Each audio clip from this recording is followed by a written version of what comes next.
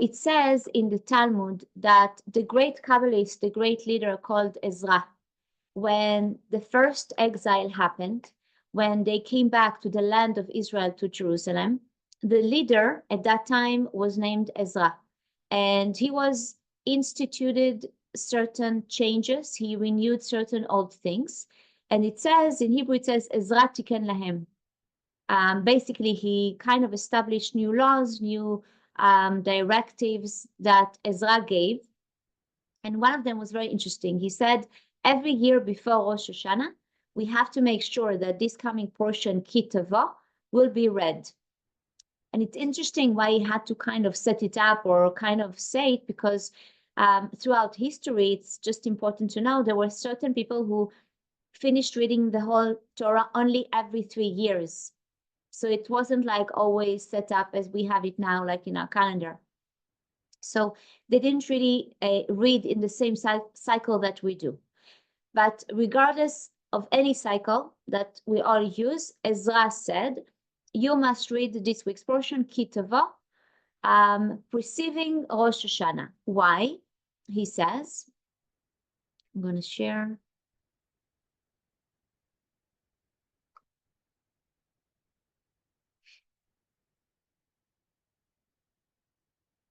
It says in Hebrew, Shetichle Hashanah v'klilotea, that the previous year and its curses should finish.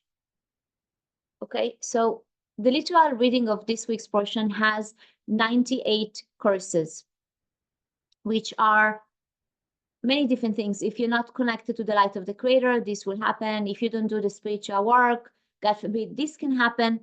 Altogether, 98 curses. So in the literal understanding of Ezra's dictive is that you read the curses, and by doing so, all the negativity of the previous year ends. But this is not the secret of that teaching. After the 98 curses, it says in the Torah, Elu divrei brit. These are the words of the Brit.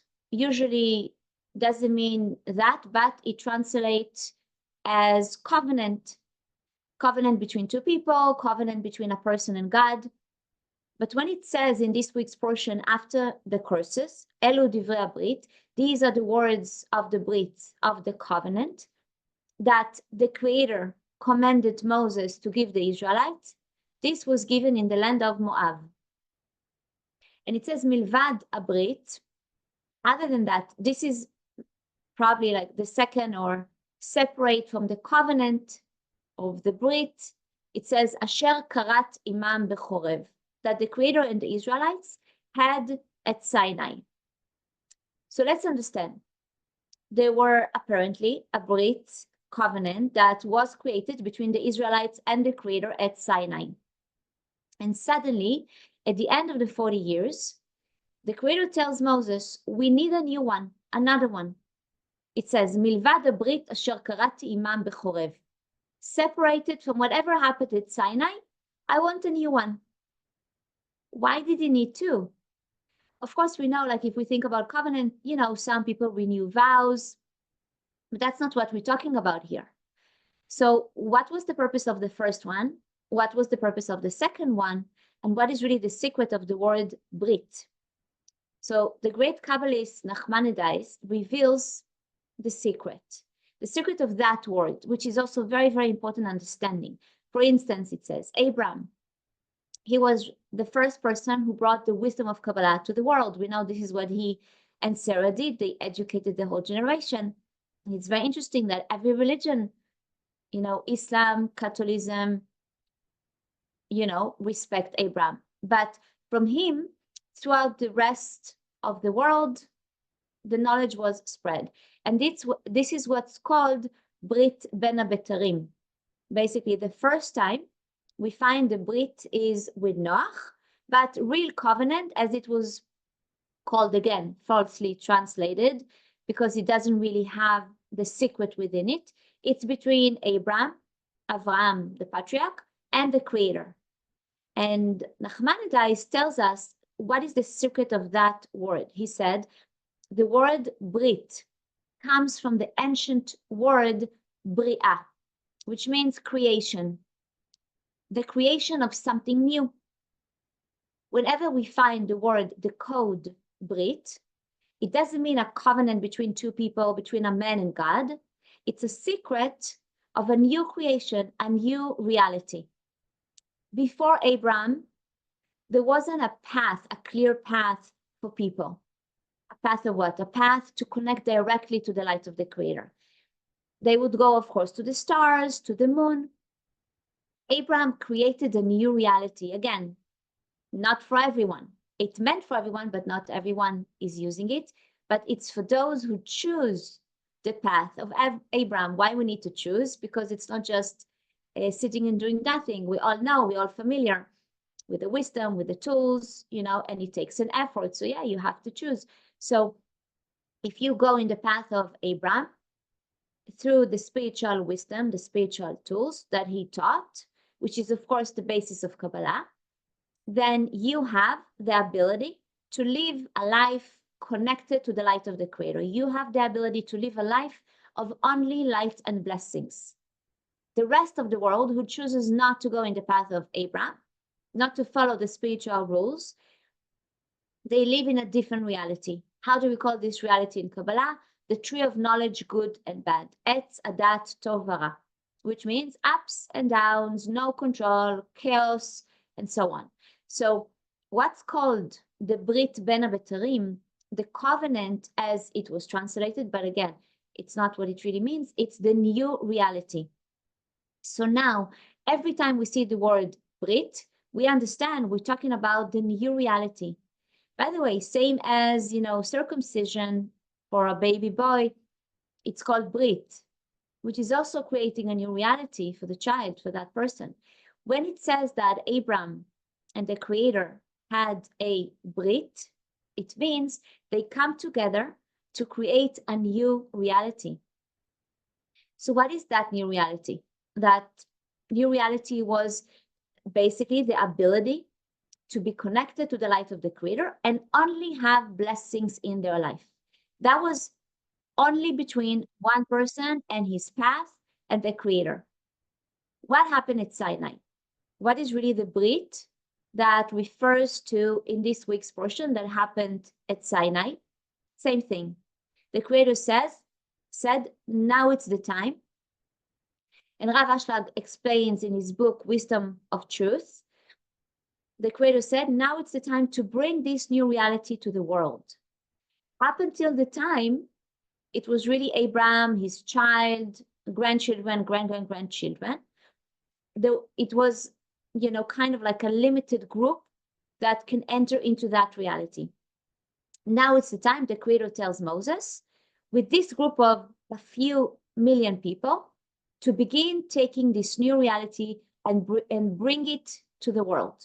Because the rest of the world also deserves a life without chaos, without pain, without suffering, with a direct connection to the light of the Creator. So the secret of the Brit in Sinai was the creation of a new reality that the world can live now.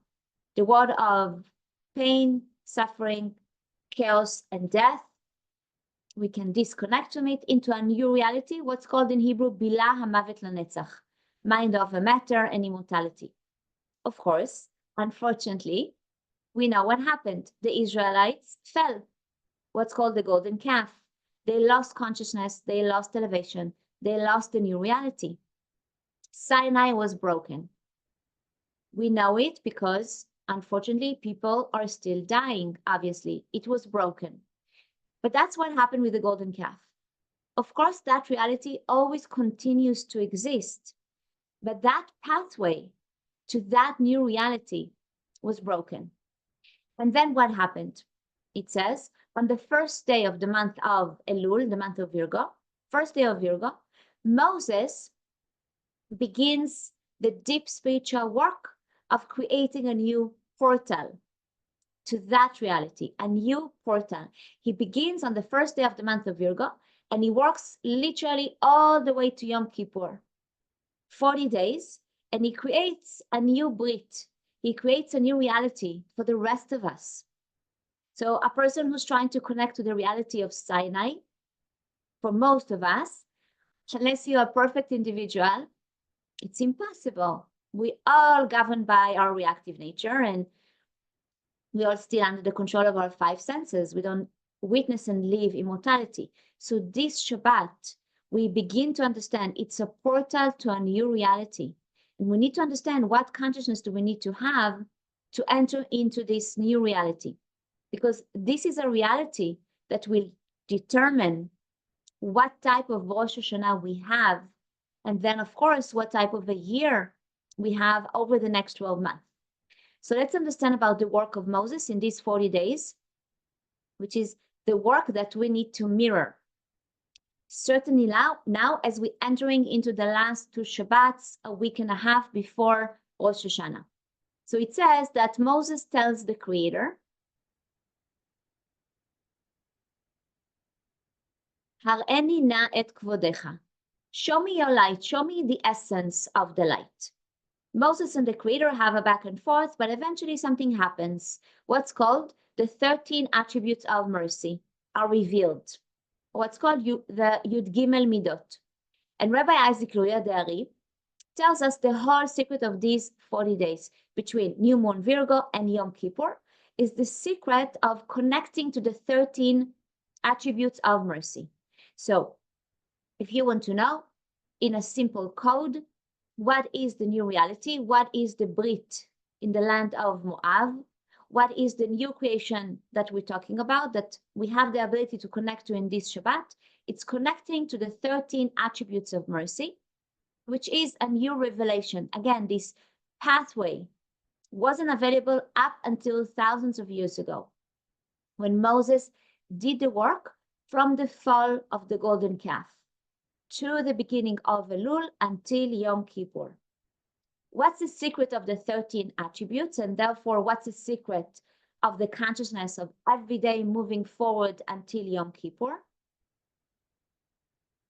As it says here, the Creator tells Moses, the secret of this new pathway, v'tzanoti et asher achon, v'richamti et asher arachem, which means, I will give mercy and kindness to those who are connected. The Midrash tells us the story behind those words. It says that during those 40 days, Moses is being shown by the Creator all the blessings that humanity, that an individual can achieve through their work, through their life. It says that he showed him, for instance, these are the blessings of the light that goes to people who take care of orphans. This is another place from where blessings flow to the people who give charity. This is the place that blessings flow to those who do kindness to others, and so on and so forth. And of course, this is not a physical walk between Moses and God, but Moses comes to see, to experience with his consciousness the different places from which blessings come. And then the Midrash tells us something crazy. אחר כך ראה אוצר גדול. Then he sees the biggest. It doesn't mean by size, but in power, in strength, in essence. He sees the greatest source of light. And he asks the Creator, אוצר הזה של מי הוא? Who gets to connect to this awesome light, greater than all the light that you've showed me until now? אמר לו הקדוש ברוך הוא, the Creator tells him, מי שיש לו.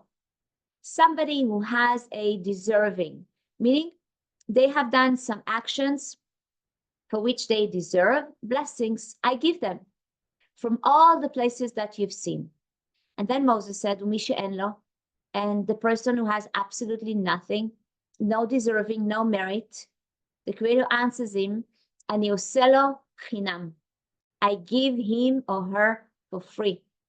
ונותן לו מזה שנאמר, וצחנותי את אשר אחון. The person who has nothing, they get from this place, it's called אוצר מתנת חינם.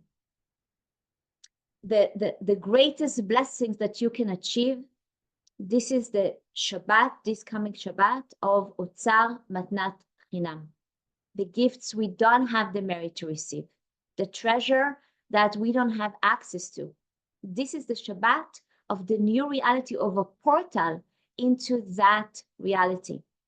And we have to understand what does it really mean. So I'd like to speak about it in reference to tshuva, to repentance. We're all doing the work. We're doing the work 100%. What is the work? The work is, as most of us understand it, we're looking at our year, different actions, different attributes. I did this wrong, I did that wrong. All important work. And by the way, if any of you need help, if we still didn't meet, please reach out to me. We can meet and have, a deep conversation about it. But at its core, it's basically going through individual actions or general attributes that we find, that we realize we need to change. They weren't right, and so on and so forth. And we try to fix them in the ways that we can. All important. But according to the Kabbalists, that's not real tshuva. Real tshuva is the understanding that as an effect of all that collective negative actions we've all done, negative actions this year, and according to Michael Berg, you have his approval, that's not the worst part. He said, if that's all that happened last year, no matter how bad each individual was bad this year, how many mistakes we made individually, not so bad. He said, that's not what tshuva is. Tshuva is the understanding that I wasn't myself this year, that I did not reveal, I cannot, and of course, I can give it a percentage, but compared to who I was supposed to be this year, I did nothing.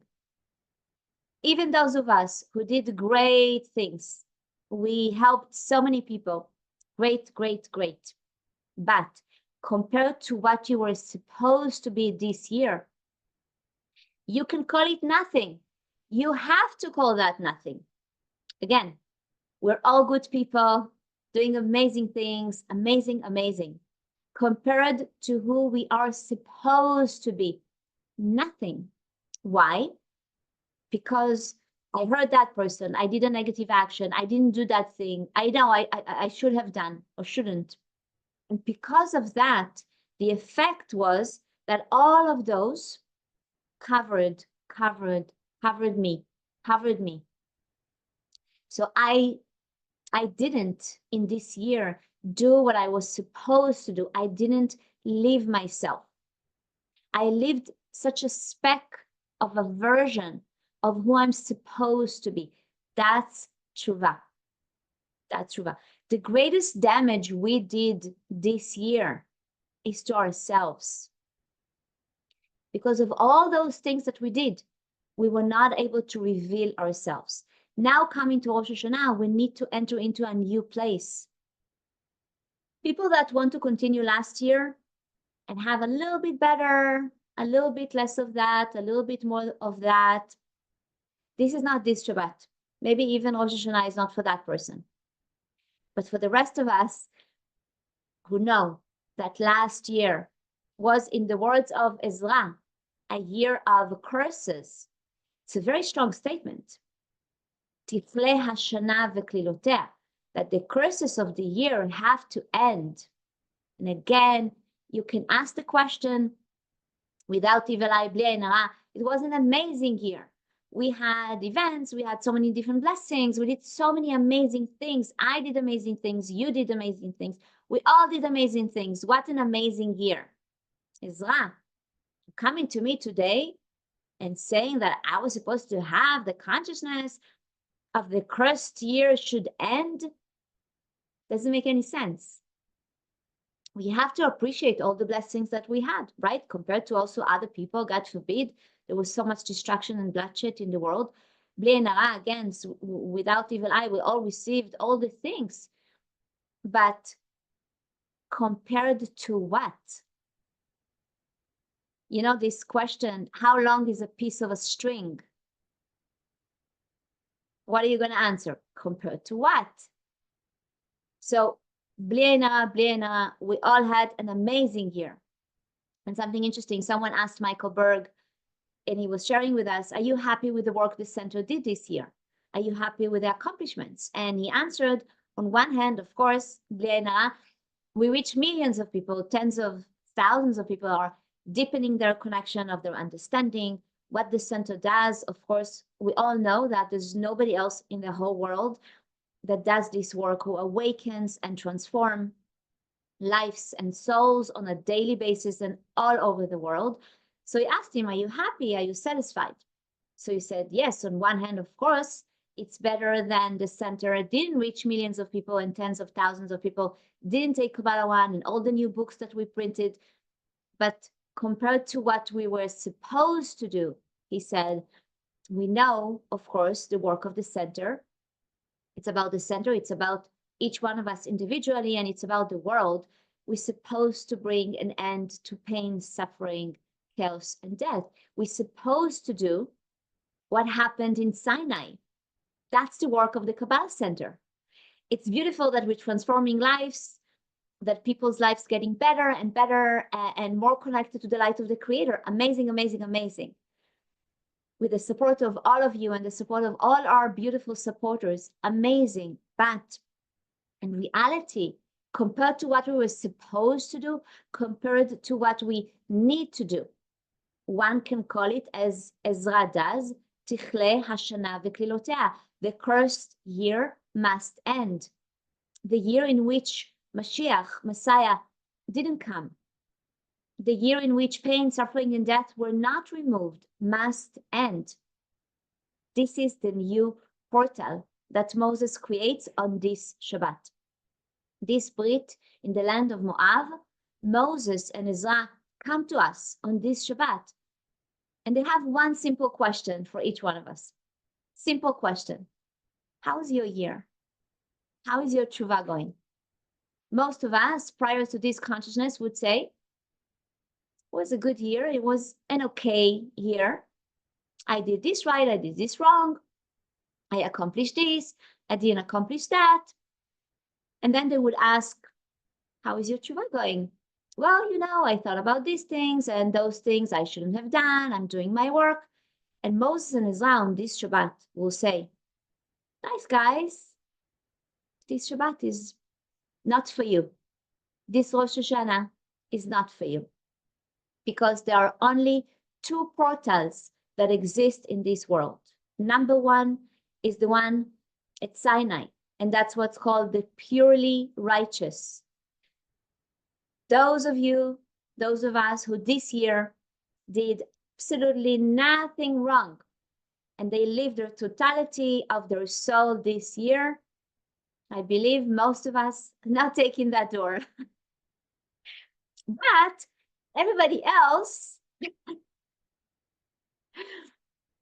this is very deep and very important, has to be true, what's called mi she'en lo. You don't have anything.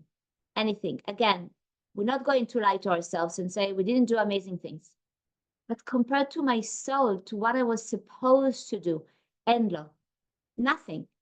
And only a person who truly comes to this Shabbat and is in the state of en lo, that I look at my year and I realize that my tshuva is because of the collective positive things that I didn't do and negative things that I did.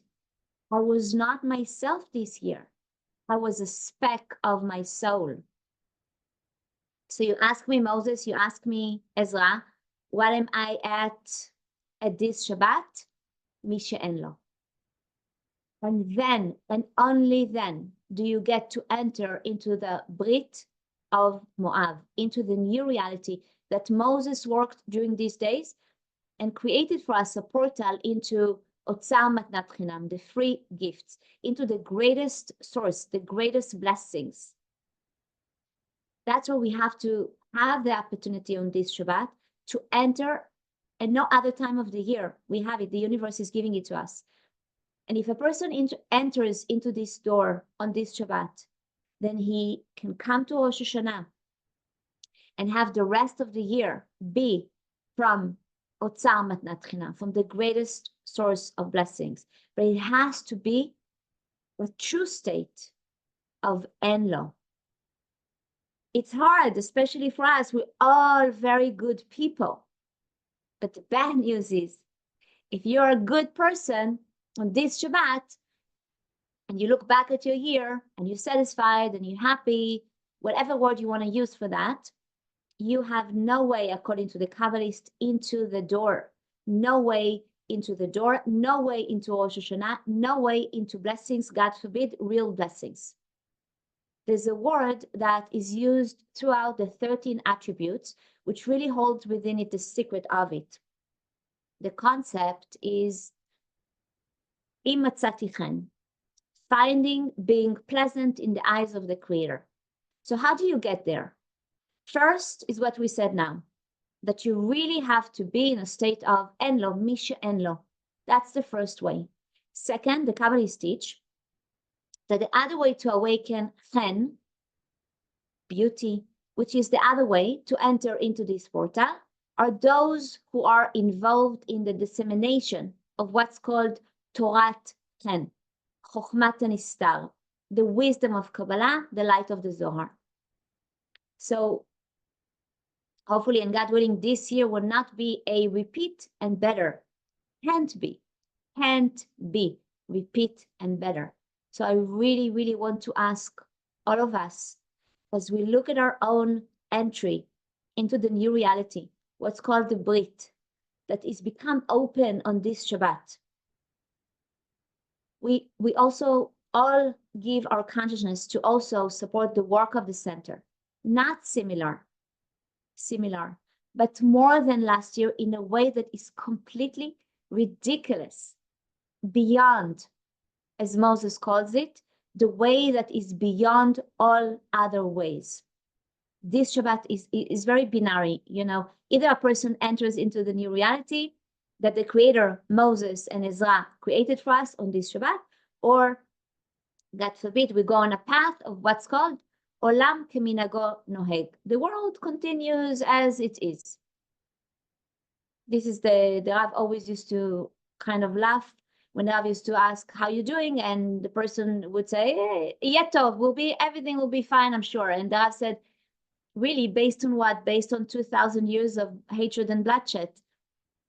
We have to enter into the new reality. And that's this Shabbat. You have to be in a state of Misha Enlo. I don't have anything. My tshuva has been not complete because I've looked at the details and forgot the most important point. And because of all that, I was a speck of myself this year. And then, and only then, if you really, really on this consciousness, on this Shabbat, and you enter through this consciousness into the new reality of what's called Yud Gimel Midot, 13 attributes, the greatest source of blessings, then you merit Tichle Hashanah v'Klilotea, that the cursed year will end. What does it mean, cursed year? Yeah, compared to what I was supposed to be, it was a cursed year. And today, V'Tachel Hashanah v'Chutea, and for the next 8 days or so until Rosh Hashanah, and then into Rosh Hashanah, receive blessings that are unimaginable to be, that are from the greatest source of blessings, but only if on this Shabbat we enter to the portal, to what's called the 13 attributes, to what's called the Otzar Matnat Chinam, to what's called the greatest source of blessings, only if you're in a state of Mi She'en Lo. I have nothing. I'm going to repeat it because it's so hard for us. And I want to ask all of you, first of all, really take the time during this Shabbat and really come to a state of Mi She'en Lo. I don't have anything compared to what I was supposed to have by the end of this year. I don't have anything. It is a year we did not bring Mashiach. It is a year we did not bring an end to pain, suffering, and death. Next year cannot be a year, not for any of us individually, not for the center collectively, this year, like this year, but a little bit more. It has to be something completely new. Whatever was amazing things, not compared to immortality, bila mavet lanetzach, not compared to bring end to pain, suffering, and death. And therefore, each one of us individually, all of us collectively, will enter into this new Brit, into this new reality of Otzar Matnat Chinam, the greatest store of blessings. So because we do the work on this Shabbat and enter into this new pathway, we will have a real Rosh Hashanah. And Bezrat Hashem, we will have a year, not again, continued blessings, but something from a different place beyond any blessing, individually and collectively. The work of the center that we have ever had, and Bezrat Hashem, we should have the merit to understand this, to do this work, to really be in the state of Ein lo on this Shabbat. I have nothing. I've done nothing this year. And then Techel Hashanah u'Birchotea, the merit to enter into the new reality that Ezra and the Creator and Moses prepared for us with the light of the Creator, and this new coming year, together, individually, collectively, something completely different from a whole different source of blessings. And to share with you a very powerful tool you can use to help you achieve all this, and for those of you who like to work with angels. So 72 name of God, number 20, Pei Hei Lamed, is victory over addictions. So we all addicted not to connect to our soul. So you can take it as you understand it, of course. And those three angels work with this name, Patzriel, Hadael, Liael. So as you see, together these angels help us, help to liberate the power of our soul and reclaim control over our lives. They remind us that our flaws and weaknesses are actually the keys to our strength. So a lot of people always ask me, so how do you actually work with angels? You know, really thinking about the name, reading the name, talking to them, calling them, bring it in your meditation, bring it if you're in nature, as you feel. Angels, just like the Creator and the righteous souls, they don't work in the frame of time, space, and motion. So if you feel maybe they're too busy for you, it's not real. They can manage providing light, support, help, guidance, protection to as many people as ask them. Remember that just like the Creator, they cannot interfere in the rules of bread of shame. So if we don't know their names and we don't know their power, just because we are good people and we have nice intention, they're unable to help us. So when you know their name, call them, bring them, ask for this specific help and support, because this is what they're in charge of. As far as the 72 name of God, remember, it's not a prayer. It's a code, it's a sequence. You can use it as you want. You can open it on your computer, on your phone. You can have the book open. You can just say it like a mantra, Pei Hei Lamed.